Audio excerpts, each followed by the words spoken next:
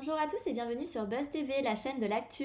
J'espère que vous allez bien. On se retrouve aujourd'hui pour une nouvelle vidéo sur Et si on se rencontrait, les propos choquants de Tuan envers Dalila.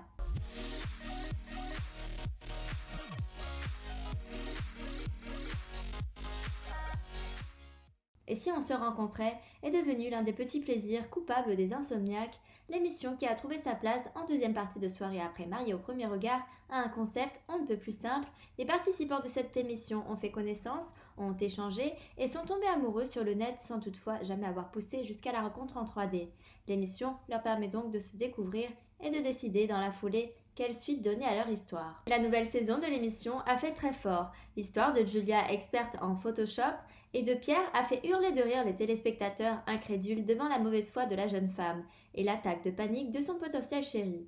Un gros buzz et un carton plein pour M6 qui enchaînait le 28 mars avec un nouveau buzz en dévoilant l'histoire de la formidable Sandra, experte en punchline. La barre était haute, mais Dalia et Tuan ont aussi, ce 4 avril, fait parler d'eux. La jeune maître d'hôtel souhaitait rencontrer le gentleman qui faisait battre son cœur, mais craignait de se dévoiler à lui, et pour une bonne raison. Elle avait en effet la fâcheuse tendance à avoir les mains lourdes sur les filtres.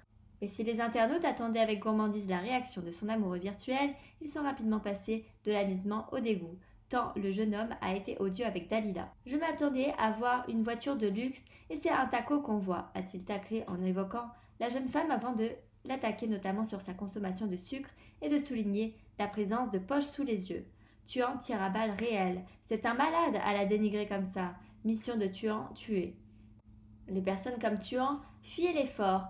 Ce sont des personnes nocives qui vont vous rabaisser jusqu'à changer votre âme, pouvait-on lire sur les réseaux.